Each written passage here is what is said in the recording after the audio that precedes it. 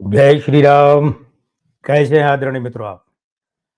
मैं लक्ष्मीपुत्र डॉक्टर कुमार गणेश जयपुर बीकानेर से प्रणाम। आज का किस्सा सीधे शुरू कर देता हूँ। इधर-उधर की कोई बात नहीं करूँगा। एक बात कहूँगा वो जाते समय बाद में कह दूँगा, अभी नहीं कहूँगा।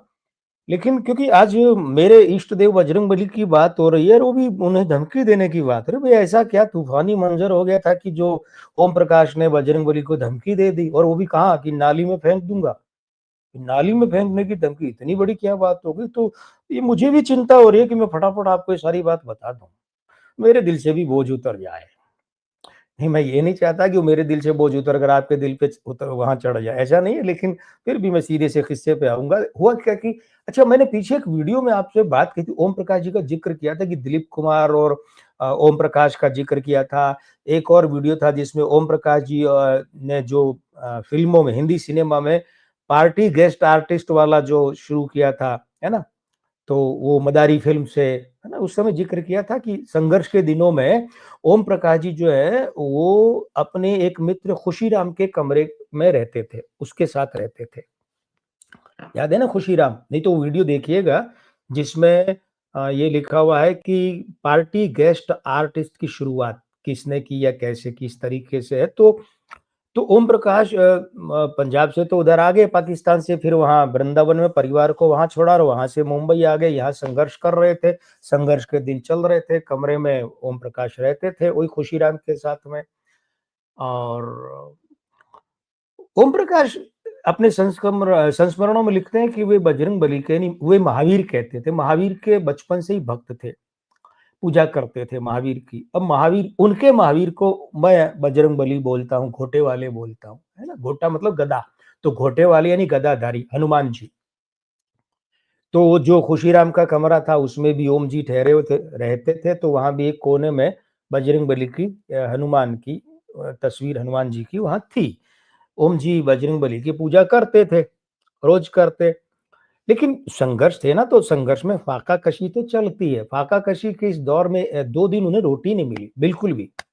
उन्हें नहीं मिली मतलब खुशीराम को भी नहीं मिली ना, दोनों को ही नहीं मिली। 2 दिन से बुरी तरह भूखे थे। कुछ भी खाने को नहीं मिला था। भूखे का मतलब ये नहीं कि नाश्ता-नुश्ता मिल गया, लंच डिनर नहीं मिला, ऐसा कुछ नहीं। संघर्ष वालों का काहे का लंच और काहे का डिनर और काहे का ब्रेकफास्ट और काहे का मंच, क्रंच, ब्रंच, कुछ नहीं। संघर्ष में सिर्फ भूखमरी होती है। वो भूखमरी झेल रहे थे, 2 दिन से बहुत भूखे थे। आखिरकार तीसरे दिन सुबह-सुबह जब वो उठे और वही बजरंगबली के फोटो के सामने पहुँचने का वक़्त हुआ, पहुँचा तो खूब गालियाँ दी। ओम जी लिखते हैं अपने संस्मरण में कि मैंने बहुत गंदी-गंदी, बहुत बुरी-बुरी गालियाँ दी बजरंगबली को, यानी महावीर को, खूब अंट-शंट कहा, खूब कहा। और सब कुछ बक लिए, बोल लिए, दे ली गालियाँ, तो उसके बाद बोले कि अगर मुझे कल तक खाना नहीं मिला, तो मैं कल तेरी तस्वीर उठाकर बाहर नाली में फेंक दूँगा। नाली में, गंदी नाली उसकी बात हो रही है।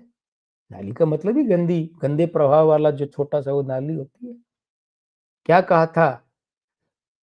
ये अपने संस्मरण में ओम जी ने खुद लिखे, मैं वो एक-एक शब्द आपको पढ़कर सुना रहा हूँ कि उन्होंने बजरंगबली से, अपने महावीर से कहा कि अगर मुझे कल तक खाना नहीं मिला, तो मैं कल तेरी तस्वीर उठाकर नाली में फेंक दूँगा।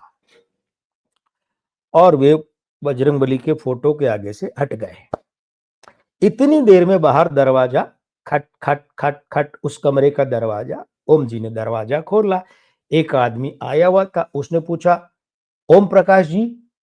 तो ओम जी बोले, मैं हूं। तो बोले, चलिए साहब आपको बुलाया है। अरे भाई किसने बुलाया है? बोले, बॉम्बे लैब में। बॉम्बे लैब में? किसने? बोले, वो प्रोड्यूसर साहब ने बुलाया, आप चलिए अभी तुरंत मेरे साथ चलिए बॉम्बे लैब।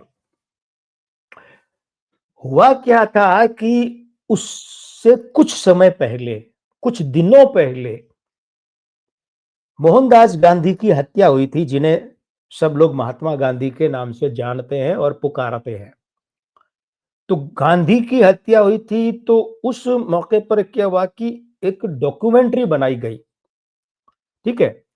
और डॉक्यूमेंट्री बनी तो उस डॉक्यूमेंट्री की जो कमेंट्री है, जिसे आजकल वॉइस ओवर वगैरह कह देते हैं, बीच में डब करना कहते थे, आवाज, वो उस समय कमेंट्री शब्द काम लिया जाता। तो जो कमेंट्री है उस डॉक्यूमेंट्री की, वो हिंदी में भी हुई और वो अंग्रेजी में भी। अब उसकी दो रील में पंजाबी में कमेंट्री करने के लिए आदमी चाहिए था। तो कृष्णचंद्र उर्दू के बहुत बड़े लेखक थे और इनकी आत्मकथा आधे सफर की पूरी कहानी मैंने पढ़ी है। बहुत दिल को छू जाती है। और मैंने कब पढ़ी? मैंने शायद पढ़ी है 1991 या 92 में। 33-34 साल पहले पढ़ी। बहुत पढ़ता था मैं उस समय। खैर, तो साहब कृष्णचंद्र जी उस वहाँ थे प्रोड्यूसर, तो उन्होंने वो जो बॉम्बे लैब वाले हैं उन्हें कहा कि भाई एक काम करो, प्रोड्यूसर से कहा, ये जो पंजाबी में डबिंग होनी है ना, ये कमेंट्री उस समय की भाषा में कमेंट्री, तो उस कमेंट्री के लिए ओम प्रकाश को बुलाओ। और सुना है कि ओम प्रकाश वहीं कहीं रहता है, ये फला पक्का पता नहीं मालूम था, फला फला जगह शायद रहता है। प्रोड्यूसर मान गए। प्रोड्यूसर ने आदमी भेजा बॉम्बे लैब से, वो आदमी गया मोहल्ले में, घर घर पूछते पूछते पूछते पूछते वो वहां पहुंचा। और फिर आगे की बात मैंने आपको बता दी। तो ओम जी उसके साथ, उस आदमी के साथ बॉम्बे लैब पहुंचे। तो उन्हें कहा गया कि भाई ये पंजाबी में कमेंटरी रिकॉर्ड करनी है, 2 रील की है, और हम आपको 100 रुपया देंगे। जबकि वो हिंदी और अंग्रेजी के लिए 300-300 रुपए दे रहे थे। तो ओम जी ने कहा भाई ऐसा क्यों? बोले देखिए पंजाबी में ही तो करनी है और 2 ही रील है, पंजाबी में तो 300 थोड़ी देंगे, 100 ही देंगे। तो ओम जी ने कहा ठीक है भाई, कोई बात नहीं। उसके बाद ओम जी ने कहा कि 10 रुपए एडवांस दो। ये नहीं कहा 2 दिन से भूखा हूँ। 10 रुपए एडवांस दो। उन्होंने एडवांस दे दिए। उस समय साहब ये 1948 की बात है, 30 जनवरी 1948 को महात्मा गांधी की हत्या हुई। ये उसके कुछ दिनों की ही बात है। तो 10 रुपया बहुत होता था। तो 10 रुपए से उन्होंने खाने का सामान मंगवाया, सिगरेट का पैकेट मंगवाया, खाना खाया। खाना खाने के बाद में एक कमरे में घुस गए, सिगरेट पीते रहे और लिखते रहे आधे घंटे में। अच्छा हाँ, इसके बीच में क्या हुआ, ये इसके बीच में ये हुआ था कि वो जो स्क्रिप्ट उन्हें दी गई थी बोलने के लिए, उन्हें पसंद नहीं आई। उन्होंने कहा था ये नहीं, ये महात्मा गांधी मरे हैं, उन पर बना रहे हो, ऐसी होनी चाहिए कि लोग रोने लगे सुनते ही। तो प्रोड्यूसर ने कहा चलो आप लिखो। तो फिर वो 10 रुपए एडवांस लिए, खाना खाया, कमरे में घुस गए, सिगरेट पीते रहे, लिखते रहे। आधे घंटे में उन्होंने स्क्रिप्ट तैयार कर ली, 2 रील की स्क्रिप्ट तैयार कर ली। और उसके बाद में रिकॉर्डिंग शुरू की। तो एक रील रिकॉर्ड करने के बाद, एक रील की कमेंटरी रिकॉर्ड करने के बाद जब ओम जी रिकॉर्डिंग स्टूडियो से बाहर आए तो सब रो रहे थे, सब रो रहे थे। मैं तो इसलिए मुस्कुरा रहा हूं कि क्या उनकी आवाज की कला थी साहब। कितने बड़े कलाकार थे कि सिर्फ आवाज के असर से सुनने वालों को रुला दिया, वही रिकॉर्डिंग रूम में। तो उसके बाद फिर बोले बहुत अच्छा, दूसरी रील भी करो। दूसरी रील भी रिकॉर्ड की। फिर सबने कहा बहुत बढ़िया, बहुत बढ़िया। अब वो जो पहले जो मूल स्क्रिप्ट थी ना, वो मुल्क राज बागड़ी एक बहुत बड़े लेखक हुआ करते थे उस समय, बहुत बड़े, कृष्णचंद्र के दोस्त थे वे। तो उनकी लिखी हुई थी। तो वे वहां आए ओम जी के पास और बोले ये जो है ना, यानी पहले वाली ये स्क्रिप्ट मैंने लिखी थी। ओम जी ने कहा अरे सॉरी। तो बोले नहीं नहीं, सॉरी की बात नहीं, तुमने बहुत अच्छा लिखा है, तुमने मुझसे भी बहुत अच्छा लिखा। बड़े दिल वाले आदमी थे साहब। उसके बाद वो उन लोगों ने 300 रुपए काम देखा ना, तो प्रोड्यूसर ने 300 रुपए, 10 रुपए काट लिए, 290 रुपए तय 100 हुए थे। लेकिन वो परफॉर्मेंस देखते हुए क्या हुआ, 290 रुपए और 10 एडवांस, 300 रुपए दिए और ओम जी को वहां से विदा किया। ओम जी सीधे ऑटो पकड़कर घर आए। घर मतलब कमरे पर आए, खुशीराम के कमरे पर।